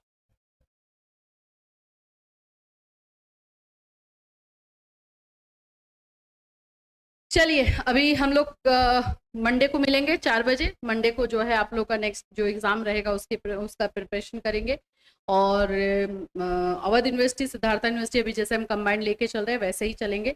कोशिश होगा मेरा कि या तो कंटेम्प्रेरी करे या पैडागोजी करे, इसी तरह से कोशिश रहेगा कि उस तरह का कुछ टॉपिक हम लोग लेकर के मंडे को करें। Thank you so much, take care everyone. आज का हमारा क्लास लाइक कर देना सभी के सभी। Good evening. अभी तक नोट्स नहीं लिया है, कुछ समझ में नहीं आ रहा है तो नोट्स ले सकते हो, और अगर आपने नोट्स पहले से कहीं से ले रखा है, आपने बुक ले रखा है, जो भी ले रखा है, तो ये क्वेश्चन उसमें से ढूंढ करके उसका आंसर कंप्लीट कर लोगे, ठीक है, क्योंकि ये गेस क्वेश्चन है, एग्जामिनेशन में इसमें से रहेगा। अब 10 क्वेश्चन में से 5-6 आ सकता है, अब ये मैं नहीं बोलूंगी कि 10 का 10 आ जाए, लेकिन हाँ इतना जरूर आ जाएगा, आप लोग को दिक्कत नहीं है। हाँ आज आ सकता है, या कल तो संडे हो, नहीं तो कल का चांस ज्यादा था, मैं बता देती हूँ। आज भी आ सकता है, कल 4:30 बजे के करीब में जो है रिजल्ट दिया है, तो देखो आज फिर से देने का कोशिश करेगा। कुछ इसमें मिस्टेक हुआ है उन लोगों से जिसकी वजह से वो जो है वापस ले लिया गया, अदरवाइज कल आधे घंटे तक के लिए जो है ओपन हुआ था। नहीं बाबू, केवीएस का बैच नहीं है। हाँ मुझे पता है, आप बहुत दिनों से जुड़े हो, इसलिए हमें भी पता है कि आपका प्रिपरेशन अच्छा चलता है, मतलब आपका जो एक थिंकिंग लेवल है ना उस जगह पहुंच चुका है कि केवीएस आप अच्छे से अगर प्रिपेयर कर लोगे तो निकाल लोगे, वैसा मैं आपको बता रही हूँ। गुड इवनिंग सिद्धांत, वंदना गुड इवनिंग। ठीक, चलो पहले क्वेश्चन में आपको दिखा देती हूँ और उसके बाद हम उसका आंसर भी देखते चलेंगे। सबसे पहला क्वेश्चन आपको शिक्षा का अर्थ, एजुकेशन क्या होता है, ये आपको अवध में भी है। अवध वाले ये नहीं समझे कि मैम हमारा नहीं करवा रही हैं आप। बाबू जहां पे क्वेश्चन डिफर करेगा कि ये अवध में नहीं है, वहां मैं ऑलरेडी बता दूंगी कि ये आप लोगों में नहीं है। ये जो क्वेश्चन अभी मैं करवा रही हूँ ये दोनों में है, सिद्धार्था में, अवध में। तो शिक्षा क्या है, इसकी परिभाषा, विशेषता और प्रकार, एजुकेशन क्या जो है, डेफिनेशन एंड टाइप्स, ये बिल्कुल देख लेना है। आपको पता ही है टाइप्स में क्या आएगा, फॉर्मल एजुकेशन, इनफॉर्मल एजुकेशन क्या होता है, उसको थोड़ा डिटेलिंग में कर लेना, क्योंकि जनरली अवध यूनिवर्सिटी और सिद्धार्था दोनों में देखा गया है कि एजुकेशन वाला जो क्वेश्चन होता है शॉर्ट में पूछता है, यानी कि 8 मार्क्स वाले में पूछता है। तो 8 मार्क्स वाले में ना टाइप्स ऑफ एजुकेशन से भी क्वेश्चन दे देता है, और उसमें से जैसे बोलेगा कि formal education, what is formal education, explain it. अब वो 8 नंबर में आपको एक्सप्लेन करना है, तो उसके बारे में अच्छे से डिटेल में लिखना पड़ेगा, तभी ना कर पाओगे, 3 पेज तभी तो लिख पाओगे ना। तो थोड़ा सा डिटेल, फॉर्मल एंड इनफॉर्मल दोनों के बारे में इंफॉर्मेशन रखना। मैम RMLU बीएड के फॉर्म में एडिट का ऑप्शन कब आएगा, ये आप कॉलेज में पूछ लो, इसके बारे में अभी आइडिया नहीं है मुझे। UP TGT science qualification, ma'am guess questions में 5-6 रहेगा तो इनफ नहीं है, तो ठीक है आप अपने से कर लो फिर, क्योंकि अभी हम जो आपको फ्री क्लासेस में दे रहे हैं हम इतना ही दे सकते हैं, फिर आप खुद से आप पूरा जो है नोट्स पढ़ के जाओ तो कोई दिक्कत नहीं है।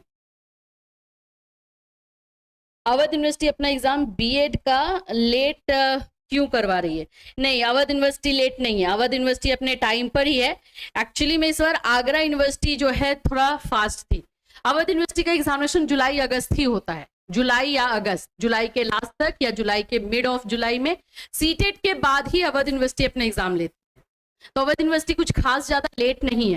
हाँ, आगरा थोड़ा फास्ट हो गई क्योंकि आगरा भी इसी टाइम में लेती थी और वो ले ली है, क्योंकि TRE4 KVS बहुत सारे एग्जामिनेशन आने वाले थे तो बच्चों को देखते हुए, तो उसने अच्छा किया। ये चीज जो है इसको भी करना चाहिए था, क्या बोलते हैं, अवध को भी, क्योंकि ये सब वैकेंसीज है तो बच्चों को जल्दी एग्जामिनेशन करवाना चाहिए था।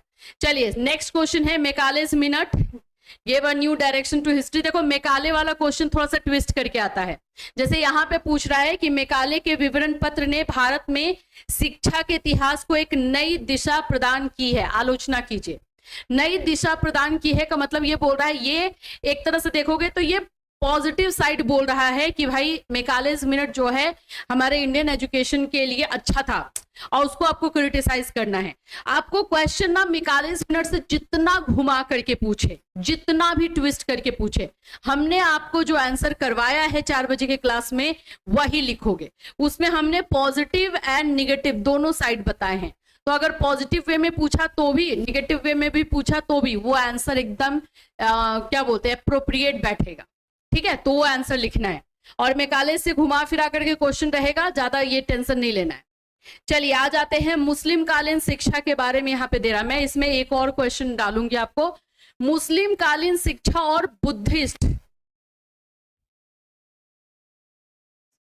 बुद्धिज्म एजुकेशन जो है दोनों कर लेना, दोनों में से कोई एक रहेगा। हो सकता है कि वैदिक ही आ जाए, लेकिन वैदिक और बुद्धिज्म दो दे सकता है, इसीलिए बुद्धिज्म एजुकेशन जो है ये आपको इसके साथ देख लेना है। देखो टोटल एजुकेशन को अगर हम देखें ना तो आपका एंशियंट एजुकेशन पूछता है, प्राचीन कालीन शिक्षा अगर पूछता है तो उसमें वैदिक एजुकेशन और आपका मुस्लिम कालीन एजुकेशन दोनों आ जाता है। सॉरी, वैदिक एजुकेशन और बुद्धिज्म एजुकेशन दोनों आ जाता है। मिडवेल अगर पूछता है कि मध्यकालीन शिक्षा क्या है तो उसमें आपका मुस्लिम कालीन आएगा, और अगर मॉडर्न पूछता है तो फिर अभी का टाइम है और ब्रिटिशर्स वाला दोनों मिला करके लिख देना होता है। ठीक है, तो ये भी कर लेना और ये भी। तो मुस्लिम कालीन शिक्षा क्या है, किस बारे में ये फेमस है, ये सभी हमने 4 बजे के क्लास में करवाया हुआ है। एक बार नहीं होता है तो जाकर के वीडियो निकाल लोगे और देख लोगे। माध्यमिक शिक्षा की प्रमुख समस्याओं का विवेचन कीजिए तथा उनके समाधान हेतु सुझाव दीजिए। Discuss the main problems of secondary education and their remedies. देखो माध्यमिक शिक्षा यानी सेकेंडरी एजुकेशन 1952 मुद्देलर कमीशन से भी रिलेट कर सकते हो इसको। मुद्देलर कमीशन जो 1952 में आया था उसको भी आप यहाँ पे चाहो तो रिलेट करोगे, क्वेश्चन का आंसर भी देंगी। क्वेश्चन का आंसर ऑलरेडी करवाया गया है, ठीक है, ये सब ऑलरेडी हमारे 4 बजे क्लास में करवाया गया है। अभी हम लोग ऐसे मैराथन देखेंगे। Ma'am Siddhartha university BEd second year के फर्स्ट पेपर में रॉबर्ट ग्लेशियर या फ्लैंडर्स दोनों पूछ सकता है। फ्लैंडर थ्योरी का थोड़ा ज्यादा चांस रहता है। Ma'am BEd second year exam कब तक होगा, इसका पीडीएफ दे दीजिएगा। ठीक है, गुड इवनिंग सुमन। ठीक है, तो ये वाला क्वेश्चन 2 तरीके से पूछ सकता है। एक तो है मुद्देलर कमीशन पढ़े तो हो गई, ये मैंने आप लोग को कंटेम्प्रेरी में सभी के सभी ये सारे क्वेश्चन करवाए हैं। मुद्देलर कमीशन के नाम से भी आ सकता है, या माध्यमिक शिक्षा को आगे बढ़ाने के लिए क्या किया गया, कौन कौन से जो है सुझाव दिए गए, क्या क्या सजेशन दिया गया, ये सब किया गया है, तो ये आप यहां से ले सकते हो। अब ये आ जाओ प्राथमिक शिक्षा की सार्वभौमिकता। एक तो ये वर्ड जो हिंदी में है, यही वर्ड अगर मैं इंग्लिश में लिखती हूं तो इसका मतलब होता है यूनिवर्सलाइजेशन, या फिर इसको एक और नाम से जाना जाता है ग्लोबलाइजेशन। ठीक है, इंग्लिश में। तो ये वाला जो क्वेश्चन है ना, ये लगभग हाँ समझो कि ये रहेगा ही। सार्वभौमिकता क्या है प्राथमिक शिक्षा में, यानी आपके एलिमेंट्री एजुकेशन में, प्राइमरी एजुकेशन में सार्वभौमिकता से क्या समझते हो? तो देखो, सार्वभौमिकता या ग्लोबलाइजेशन या यूनिवर्सलाइजेशन जो वर्ड है, इसका मीनिंग होता है कि फैलाना, मतलब हर किसी के पास वो होना चाहिए। कोई भी चीज अगर मैं बोल दूं कि भाई क्या बोलते हैं, बिजनेस को लेकर, बिजनेस ग्लोबलाइजेशन से क्या समझते हो, ये तो यानी कि बिजनेस को हर जगह पे पहुंचाना। ठीक है, यहां पर ये प्राथमिक शिक्षा को लेकर के बोल रहा है, प्राइमरी एजुकेशन को लेकर के, यानी प्राइमरी एजुकेशन को हर किसी के पास फैलाना, यानी हर किसी के पास तक पहुंचाना, यही इसका मीनिंग होता है। और आगे जो है इसका एक्सप्लेनेशन है, ये भी आपको 4 बजे क्लास में करवाया गया है।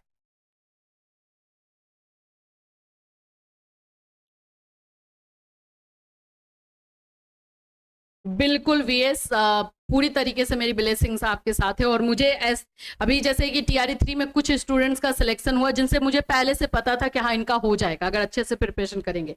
उसी में से अब आप लोग का बैच जो सीटेट का निकला है, सेकेंड बैच आपको मैं बोल सकती हूँ, उन लोगों से भी मुझे है कुछ ऐसे स्टूडेंट्स है जिनका हम लोग अपने तरफ से एज अ टीचर हम लोग कंफर्म है कि अगर ये इस एग्जामिनेशन की तैयारी अच्छे से कर ले तो इसका भी हो जाएगा। तो उसी में से आप भी एक हो, आपका भी मुझे पता है फोकस है आपको, आप अच्छे से पढ़ोगे, बिल्कुल गवर्नमेंट टीचर आप बनोगे और अच्छे टीचर बनोगे।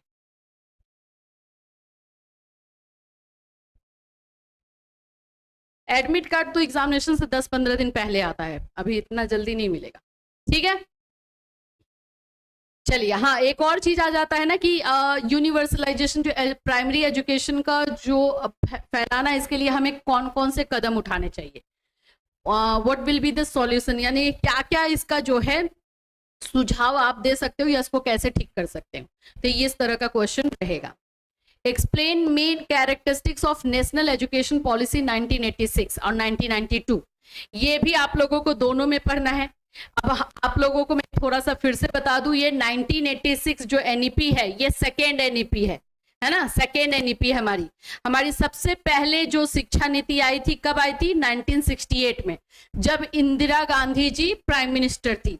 दूसरी हमारी शिक्षा नीति कब आई? 1986 में, जब राजीव गांधी जी प्राइम मिनिस्टर थे। और तीसरी हमारी जो है शिक्षा नीति कब आई है? 2020 में। तो इसमें सबसे ज्यादा जो क्वेश्चन पूछा जाता है इसी से पूछा जाता है। चांसेस है कि इससे भी क्वेश्चन आ जाए, लेकिन सबसे ज्यादा क्वेश्चन इसी से आता है।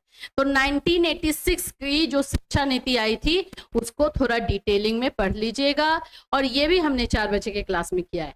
यहाँ पर जितने क्वेश्चंस मैं आपको करवा रही हूँ सब 4 बजे के क्लास में, जो हमारा पहले का क्लासेस हुआ है उसमें हमने कंप्लीट करवा दिए हैं। कोई भी क्वेश्चन आपका नहीं छूटेगा। ठीक है, हाँ बिल्कुल। राष्ट्रीय शिक्षा नीति की मुख्य विशेषता, ये आ गया 1992। अच्छा, ये आप बोलोगे कि मैम 1986 में अगर एनईपी आई थी तो 1992 में क्या था, तो 1992 में इस 1986 को जो है सुपरवाइज किया गया कि ये हमारे एजुकेशन पॉलिसी सही से काम कर रही है या नहीं।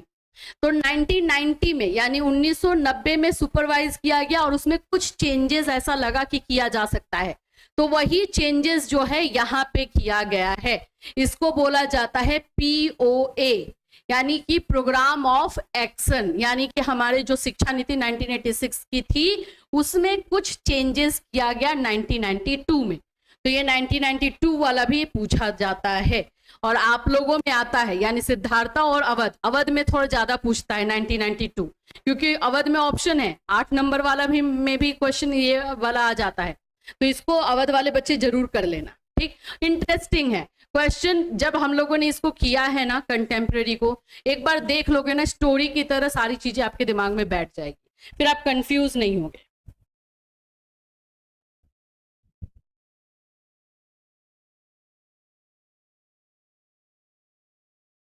असाइनमेंट लर्निंग कैसे तैयार करें, नहीं समझ में आ रहा है। असेसमेंट ऑफ लर्निंग वो थोड़ा सा है, पढ़ना पड़ेगा उसको और उसका इंपॉर्टेंट क्वेश्चन देख करके करना पड़ेगा, वो थोड़ा सा है। फिर उसके बाद आ जाते हैं सार्जेंट रिपोर्ट, ये आप लोगों का ये कब बना था, इसमें क्या चीजें की गई हैं ये देख लेना है। ठीक है, आगे बढ़ते हैं, बस 6 ही दिया गया है और मैं आप लोगों को थोड़ा सा क्वेश्चन दे दूंगी अभी। जस्ट हम चलते हैं पहले अवध में।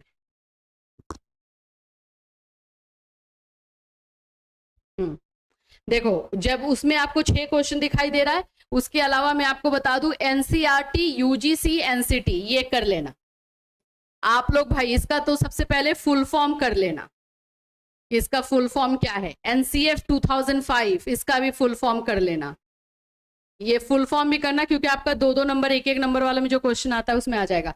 और सिद्धार्था यूनिवर्सिटी में एनसीईआरटी क्या है वो 4 नंबर वाले में आ जाता है। तो एनसीईआरटी, यूजीसी, एनसीटी इनका ये क्या है, इनका फुल फॉर्म क्या है, कब स्टैब्लिश किया गया और इनका काम क्या है, what are the duties, duties इनके क्या होते हैं, किस बारे में काम करता है वो। तो ये क्वेश्चन जरूर देख लेना है। ठीक है, ये अवध यूनिवर्सिटी वाला है ये। तो इसमें देखो महात्मा गांधी, ये इस तरह से एक अवध यूनिवर्सिटी में आ जाता है। किसी भी फिलोसोफर के बारे में लिखने को ये अवध यूनिवर्सिटी में रहता है, तो ये अवध यूनिवर्सिटी वाले बच्चे जरूर देख लेंगे। यहाँ पे महात्मा गांधी दिया गया है, महात्मा गांधी और रविन्द्रनाथ टैगोर दोनों मैंने दे दिया भाई, दोनों में से कोई एक आ सकता है। आरटी एक्ट है, आरटी एक्ट 2009, ये कोठारी आयोग, वहां पे मुद्देलर कमीशन दिया गया था, यहाँ पे कोठारी आयोग दिया गया है। ये सिद्धार्था वाले बच्चे भी कोठारी आयोग कर लोगे। राष्ट्रीय शिक्षा नीति कॉमन है। ये वाला क्वेश्चन ना 8 नंबर क्वेश्चन सिर्फ अवध में है, अवध वाले बच्चे करेंगे। विश्वविद्यालय शिक्षा आयोग, राधा कृष्णन आयोग के नाम से भी जाना जाता है, इसको यूनिवर्सिटी कमीशन के नाम से जानते हैं। 1948 में आया था आफ्टर इंडिपेंडेंस, यानी कि हमें 1947 में आजादी मिली अंग्रेजों से, और उसके बाद सबसे पहला जो आयोग बनाया गया था यही था यूनिवर्सिटी कमीशन 1948 विश्वविद्यालय आयोग, और राधा कृष्णन इसके अध्यक्ष थे, इसीलिए इसको राधा कृष्णन आयोग के नाम से भी जाना जाता है। मेकाले वाला क्वेश्चन उसमें भी मैंने आपको दिखाया, सिद्धार्था में भी, इसमें भी है। और ये वाला आप लोगों का सिद्धार्था वाले बच्चे भी इसको कर लेना है, पीस एजुकेशन। ये अवध यूनिवर्सिटी के लिए वीवीआई है, अवध यूनिवर्सिटी के लिए मैं बता देती हूँ वीवीआई क्वेश्चन है, बिल्कुल अवध यूनिवर्सिटी वाले इसको स्किप नहीं करना। ठीक है, कि पीस एजुकेशन क्या होता है, इसकी स्थापना के लिए क्या जरूरी है, क्योंकि अभी आजकल देख ही रहे हो इतनी लड़ाइयाँ हो रही है, युद्ध हो रहा है, वॉर हो रहा है, एक दूसरे से इतना क्लैश हो रहा है, फिर उसके बाद अलग अलग टीम बन जा रही है, फिर पता चल रहा है कि वर्ल्ड वॉर हो सकता है, ये सब चीजें चल रहा है ना, तो उसी के लिए है शांति शिक्षा, तो इसलिए चांसेस है कि आप लोगों में पूछ देगा। चलिए, तो ये आप लोगों का जो है अवध यूनिवर्सिटी और सिद्धार्था यूनिवर्सिटी के लिए है। चलिए अब हम लोग थोड़ा सा बात कर लेते हैं मैराथन क्लास को लेके, कंटेम्प्रेरी का। देखो कंटेम्प्रेरी इंडियन एजुकेशन में जैसे कि मैंने बताया कि सबसे पहले एजुकेशन से क्वेश्चन रहेगा। एजुकेशन क्या है, इसकी विशेषता, इसके उद्देश्य जिसको हम ऑब्जेक्टिव्स, कैरेक्टरिस्टिक्स बोलते हैं, एंड टाइप्स ऑफ एजुकेशन। ये वाला एकदम टॉपिक कंफर्म कर लो, ठीक। या चाहे सिद्धार्था के हो चाहे अवध के हो। अगर आपसे कोई पूछे कि एजुकेशन क्या है, देखो आप इसी फील्ड में आ रहे हो तो आप क्या बोलोगे? देखो मैं अपना थॉट बता रही हूँ, अगर ये वाली सारी चीजें भूल जाओ तो दिमाग में मेरी बातों को याद रखोगे, वही लिख देना। एजुकेशन क्या है, शिक्षा क्या है? तो मेरे अकॉर्डिंग शिक्षा जो है सीखना और सिखाने की प्रक्रिया है। What is education? तो education is a process of to teach and learn. Simple. आपको सिखाने का भी काम है और सीखने का भी काम है। तो ये एक तो आपको ध्यान में रखना है, ये एक सेंटेंस अपने ध्यान में एकदम अच्छे से रखना है। इसको चाहो तो आप एक्सप्लेन भी कर सकते हो। दूसरी जो चीज आप में अपने ध्यान में रखोगे, शिक्षा का दोनों मीनिंग, यानी कि हिंदी मीनिंग भी, शिक्षा का हिंदी मीनिंग क्या है, शिक्षा यानी एजुकेशन का इंग्लिश मीनिंग क्या है, कौन से भाषा से निकला हुआ है ना। शिक्षा शिक्ष धातु से निकला है जो कि संस्कृत भाषा से है, ठीक है, जिसका मतलब होता है सीखना। इसी तरह से आपका जो है आ जाता है एजुकेशन। एजुकेशन जो है एडुक्टम से निकला हुआ है और उसको आपको बताना है ई प्लस ड्यूको से बना है। ई का मतलब होता है बाहर निकालना, आपके अंदर की क्षमता, ये आपको करना। तो ये दोनों, अगर मैंने अभी आपको बताया कि एजुकेशन का मीनिंग और ये दोनों चीजें अगर आप करके रखते हो, एक पेज आपका ऐसे ही कवर हो जाएगा, इजीली कवर हो जाएगा। मैं अभी आपको दिखा रही हूं कि कैसे हो जाएगा, ये लिखा हुआ है इसमें, ठीक है। चलिए देखो, शिक्षा का तात्पर्य क्या है भाई? What you mean by education? तो education, meaning of education is such a process, experiment going on life that man gets through experience and becomes his guide। चलो ये थोड़ा सा ज्यादा घुमा दिया है। शिक्षा का तात्पर्य जीवन में चलने वाली ऐसी प्रक्रिया प्रयोग से है जो मनुष्य के अनुभव द्वारा प्राप्त होते हैं, उसके पथ प्रदर्शक बनते हैं, उसके गाइड बनते हैं। और हमने ये भी सुना है कि भाई आपको, अगर आपको एजुकेशन जो चीजें मिल रही हैं, जो ज्ञान मिल रहा है, जो नॉलेज मिल रहा है, वो आपसे कभी कोई नहीं छीन सकता। आज आप करोड़पति हो गए, आपके पास बंगला है, गाड़ी है, 2 मिनट नहीं लगेंगे कि कोई उसको उठा करके ले जाए, लूट के ले जाए, बैंकरप्ट हो जाओ, छीन लिया जाए, सब हो सकता है। लेकिन जो नॉलेज, जो एजुकेशन आपने ले लिया है, वो कुछ भी करके आपसे नहीं लिया जा सकता, कोई वापस नहीं ले सकता है, चाहे पुलिस आ जाए, चाहे कोई भी आ जाए, है ना। तो एजुकेशन ऐसा है, ऐसी चीज है जिसको कि हम कभी भी वापस अपने से खो नहीं सकते हैं, दूर नहीं जा सकता। शिक्षा का तात्पर्य वही है और यह हमें गाइड करता है। यह प्रक्रिया सीखने के रूप में बचपन से चलती है, हम जीवन पर्यंत, यानी जब तक हम जिंदा हैं तब तक ये प्रोसेस चलते रहता है, जिसके कारण मनुष्य के अनुभव भंडार में लगातार वृद्धि होती रहती है। तो ये तो हो गया एक, बोल सकते हो कि इंट्रोडक्शन, जो कि मैं बोलती हूँ कि जब भी आप आंसर लिखोगे तो पहले उस टॉपिक को इंट्रोड्यूस कर दोगे। तो ये हो गया एजुकेशन का इंट्रोडक्शन, ठीक है। यहाँ पर इंग्लिश में भी वही चीजें हैं जो कि आप लोग देख लोगे। अब हम आते हैं इसको थोड़ा सा वर्ड, इसके क्या बोलते हैं, इसके जो वर्ड है, जो इसका शब्द है, उसका मीनिंग। अब जैसे कि शिक्षा, शिक्षा जो वर्ड हम लोग देखते हैं, तो शिक्षा शब्द जो है संस्कृत के शिक्ष धातु से बना है, जिसका अर्थ होता है सीखना अथवा सिखाना। ये आपको याद रखना है। और ये वाला जब भी लिखना ना, तो पैराग्राफ चेंज करके लिखना। देखो यहाँ पे इंट्रोडक्शन दिया गया, पैराग्राफ चेंज किया गया ना, क्योंकि ये आप कुछ अच्छी चीज लिख रहे हो, मतलब ऐसी चीज लिख रहे हो जो कि कॉपी चेक करके ध्यान में आनी चाहिए, उसको पता होना चाहिए कि अच्छा इसको ये मीनिंग भी पता है ना। इसमें मार्क्स अच्छे मिलते हैं। या फिर आपने कोई मिस्टेक करके रखा हुआ है तो वो सारे मिस्टेक्स आपके कट हो जाते हैं, ठीक। तो ये हो गया। इंग्लिश में भी वैसे ही लिखोगे। The word education is derived from the Sanskrit root shiksha, which means to learn or to teach. The meaning of education is the development of inner powers of quality. आपके अंदर की जो शक्ति है या आपके अंदर की जो एबिलिटी है, उसको पॉलिश करके बाहर निकालना, यही एजुकेशन है। शिक्षा का मीनिंग अगर बोलोगे ना, एजुकेशन का मीनिंग तो यही है। हर किसी के अंदर कुछ ना कुछ एबिलिटीज है, उसको बाहर कैसे निकाला जाए, उसको पहचाना पहले कैसे जाए और उसको पॉलिश कैसे किया जाए, यही भाई एजुकेशन, ठीक। अब यहाँ पे शिक्षा का शाब्दिक इंग्लिश वाला पार्ट देखेंगे। एजुकेशन है, एजुकेशन शब्द की उत्पत्ति लैटिन भाषा से एडुक्टम से मानी जाती है। एडुक्टम शब्द दो शब्दों से बना है, 2 वर्ड से, ई तथा ड्यूको। ई का अर्थ होता है आउट ऑफ, ठीक है। ड्यूको का अर्थ होता है to lead for, to extract out, इसलिए इसका एजुकेशन का मीनिंग हो गया आंतरिक शक्ति को बाहर निकालना, ठीक है। तो एजुकेशन यानी एडुक्टम से बना है और शिक्षा शिक्ष से बना है, ये भी याद रखना, इसको एक्सप्लेन करना। एक पेज यहाँ पे आराम से हो जाता है। इसी में अगर कुछ फ्लो चार्ट या कुछ ऐसे बना दो तो और भी अच्छे से हो जाएगा। चलिए, हाँ, फिर उसके बाद आपको लिखना होगा डेफिनेशन यानी परिभाषा। एजुकेशन की परिभाषा चाहे रविन्द्रनाथ टैगोर का लिखो, महात्मा गांधी का लिखो, या फिर जॉन डीवी का लिखो, जो आपको पता है, जो आपके ध्यान में है, वो आप यहाँ पर लिख दो, ठीक है।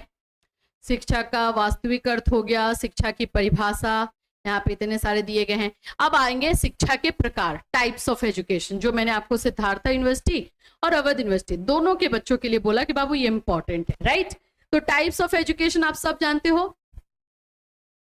यहाँ पे 3 तरह से बता दिया गया है, जनरली 2 टाइप्स ही लिखना, that is the formal and informal education. Formal education क्या है, औपचारिक शिक्षा क्या है, तो जो हम स्कूल में लेते हैं, जो हम कॉलेज में लेते हैं, इंस्टीट्यूशन में लेते हैं, जो अभी हम ले रहे हैं, ऐसी शिक्षा जिसका क्या बोलते हैं, जिसका ऑलरेडी करिकुलम फिक्स है, ऑलरेडी पाठ्यक्रम बनाया गया है, टाइम फिक्स है, जगह फिक्स है, वो आपका औपचारिक हो गया। जो एक पूरी तैयारी के साथ दी जा रही है, एक प्लान के साथ, एक योजना बना करके दी जा रही है, दैट इज औपचारिक। और जिसका एक टाइम है कि हाँ इतना ही पढ़ना है और ये आपका करिकुलम है, ये खत्म हो जाएगा, दैट इज फॉर्मल एजुकेशन, ठीक। इनफॉर्मल क्या हो जाएगा, अनौपचारिक। अनौपचारिक शिक्षा यानी इनफॉर्मल एजुकेशन वो होता है जो हम अपने पेरेंट्स से लेते हैं, जो हमारे एल्डर वंस हैं, जो हमारे रिलेटिव्स हैं, वो हमें टाइम टू टाइम पर सिखाते हैं, जिसका कोई टाइम फिक्स नहीं है, कोई जगह फिक्स नहीं है, ना ही कोई करिकुलम फिक्स है, उसका कोई पाठ्यक्रम फिक्स नहीं है। कभी भी जैसे भी आप कुछ गलती कर रहे हो, आपको इमीडिएट बोल दिया नहीं बेटा ऐसे नहीं करना चाहिए, तो वहां पे वो आपको सीखने को मिला। और यही इनफॉर्मल एजुकेशन है जो हमारी लाइफ लॉन्ग चलता है, जब तक हम जिंदा हैं तब तक ये प्रोसेस चलते रहेगा।